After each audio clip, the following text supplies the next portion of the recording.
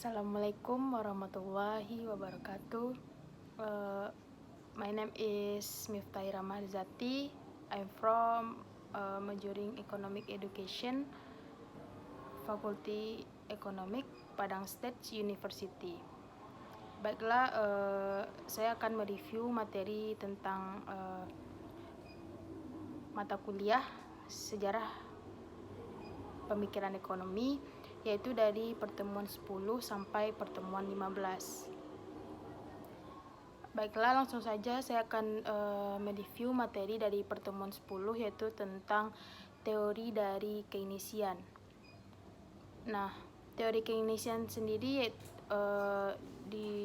dicetus oleh Keynesian sendiri, yaitu seorang ahli pemikir ekonomi, di mana di dalam teori ini merupakan teori yang pertama kalinya yang memisahkan tentang pelaku ekonomi dengan pasar, di mana di dalam teori tersebut didasarkan atas insentif dari individu. Nah, berdasarkan teorinya, menurut Keynes, yaitu dia menganjurkan agar pemerintah melakukan pengeluaran dan juga pajak yang lebih rendah agar bisa untuk merangsang permintaan. Sehingga dengan adanya rangsangan dari permintaan dari para konsumen tersebut bisa membuat atau bisa menarik ekonomi global agar tidak terjadinya defisit.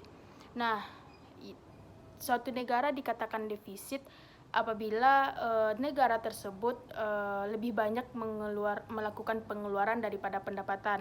Nah, untuk mengatasi hal tersebut, maka Keynesian berpendapat bahwa pemerintah harus bisa untuk mengurangi pendapatan dari negaranya dan juga pajak dari masyarakatnya. Nah, selanjutnya ekonomi Keynesian juga digunakan untuk merujuk pada konsep bahwa kinerja ekonomi dapat dilakukan secara optimal, dan kemerosotan ekonomi juga dapat dicegah dengan mempengaruhi permintaan agregat.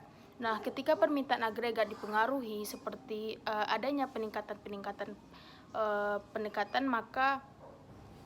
maka kemerosotan ekonomi dapat dicegah. Nah, selanjutnya selain Keynesian menyampaikan pendapatnya, Keynesian juga melakukan kritik-kritik terhadap teori klasik. Nah,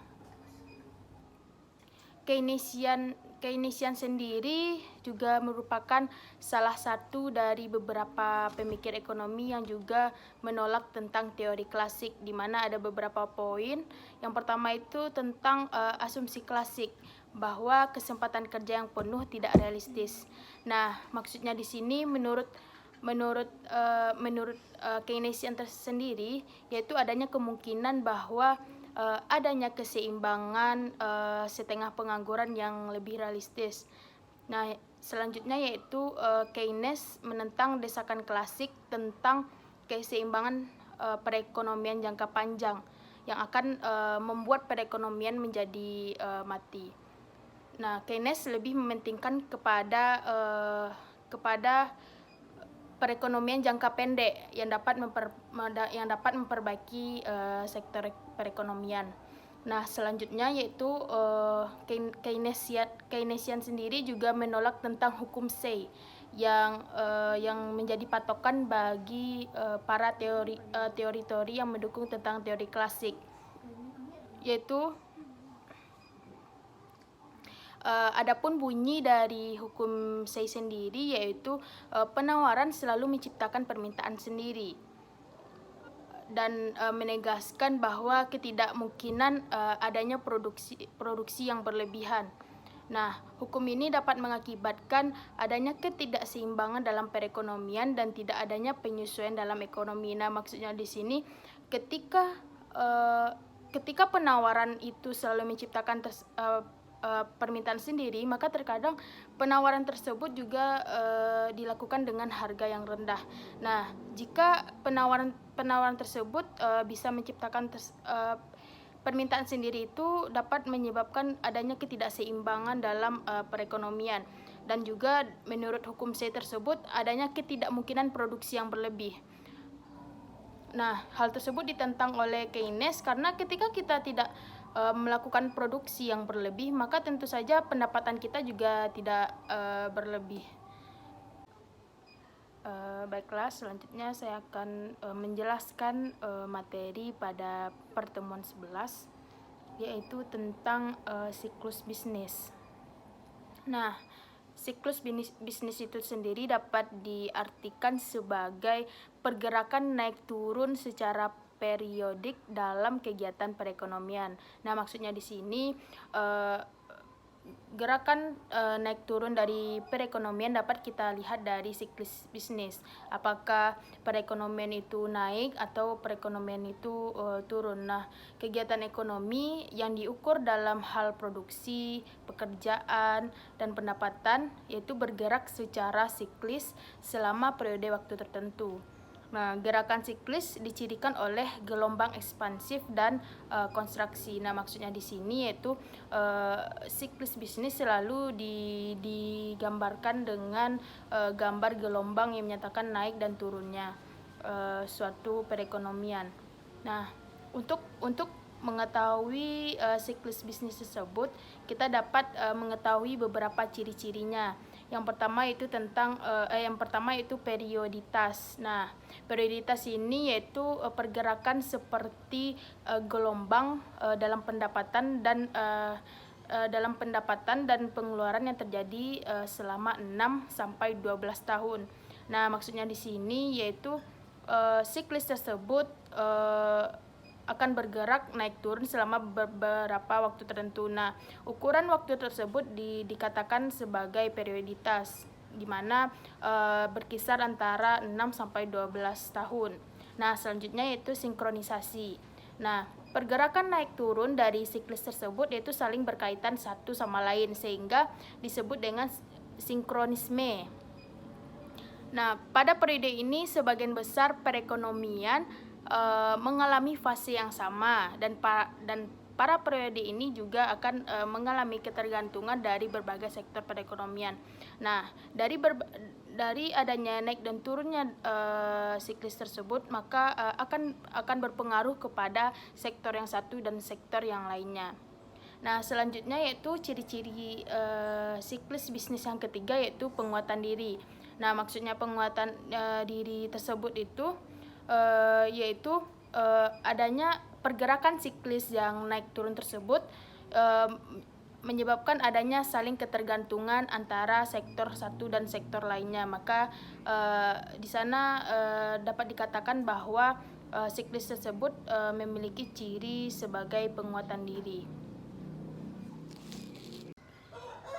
Baiklah, selanjutnya saya akan membahas materi pertemuan ke-13 yang membahas tentang monetarisme.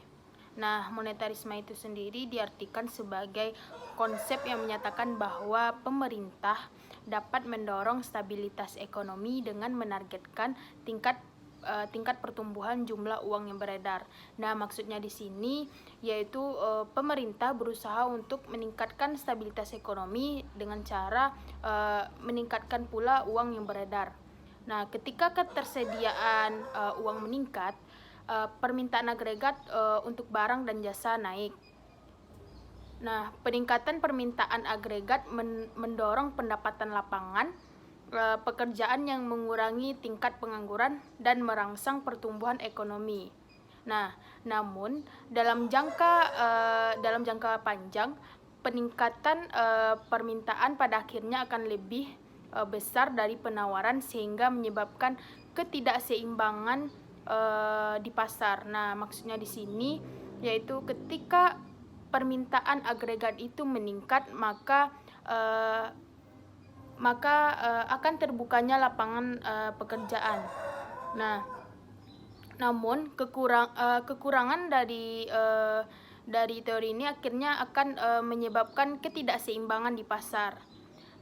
Nah, selanjutnya yaitu monetarisme mencapai puncaknya pada awal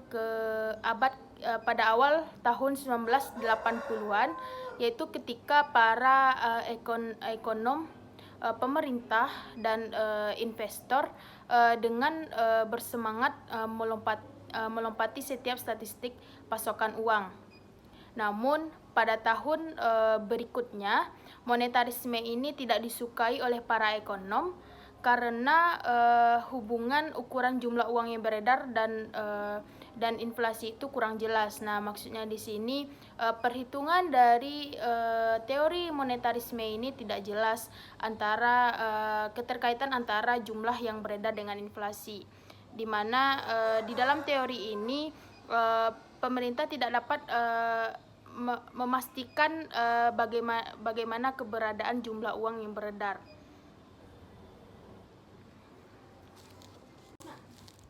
Selanjutnya saya akan mereview kembali materi pertemuan 14, yaitu tentang teori sisi penawaran dan juga ekonomi sisi penawaran.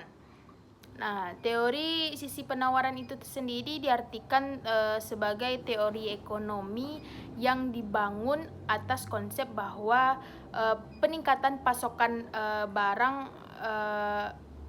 mengarah kepada pertumbuhan ekonomi.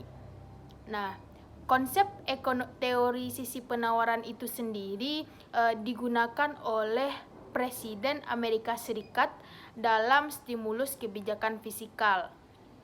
Teori sisi penawaran secara historis berfokus pada pengurangan pajak penghasilan, di mana bertumpu kepada penghasilan di perusahaan.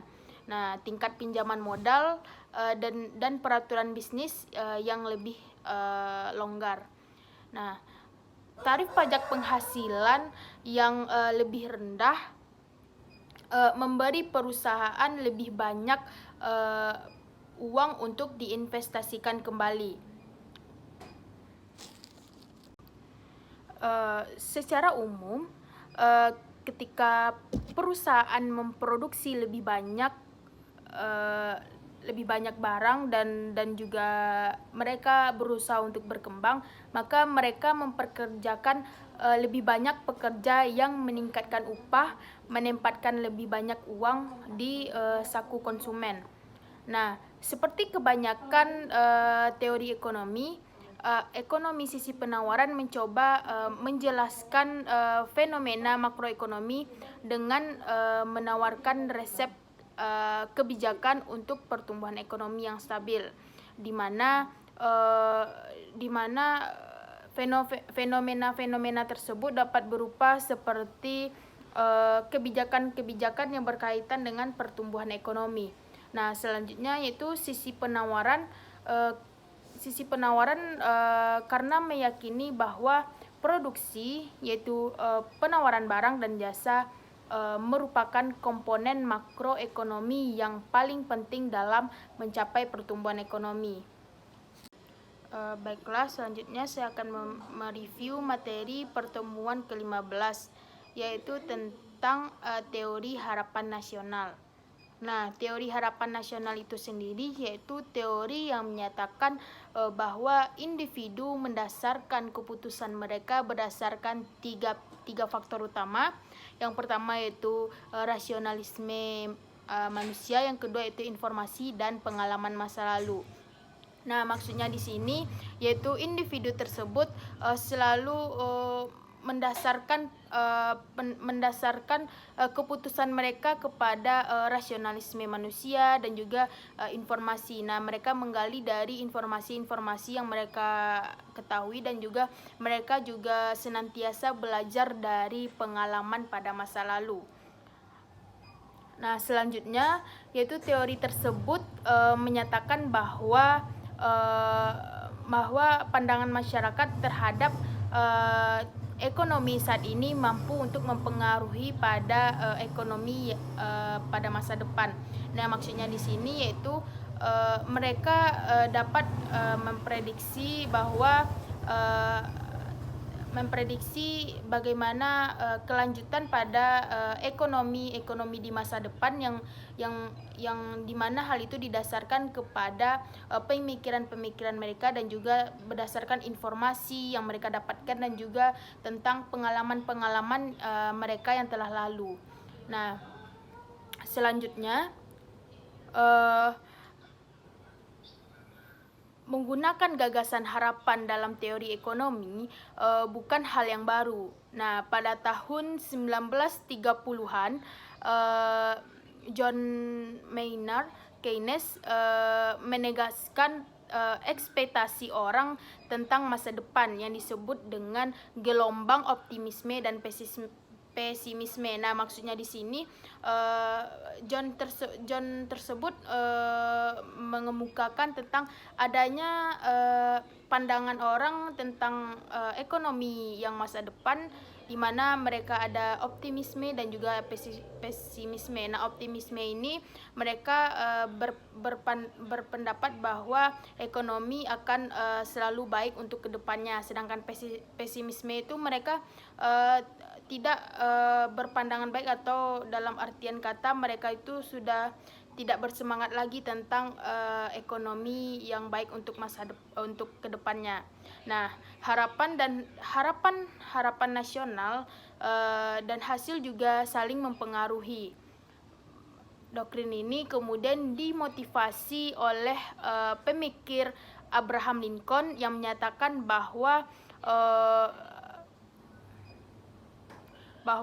Anda dapat membodohi beberapa orang sepanjang waktu dan semua orang dalam beberapa waktu, tetapi Anda tidak dapat membodohi semua orang dalam sepanjang waktu.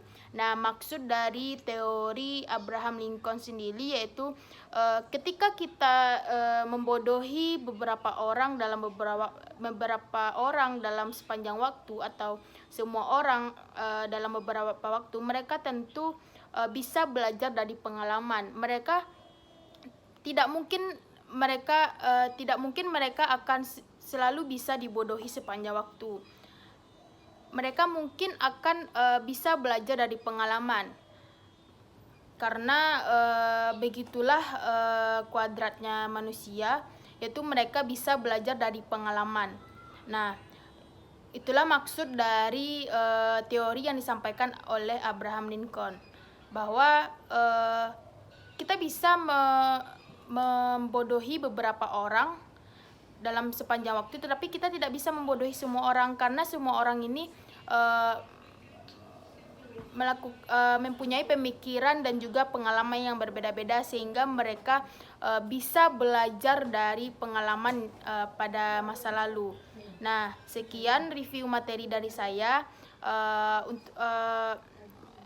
Mohon maaf jika ada kesalahan, dan saya mengucapkan terima kasih kembali kepada Bapak dosen, yaitu Bapak Yulhendi, yang telah mengajar kami selama 1 semester ini.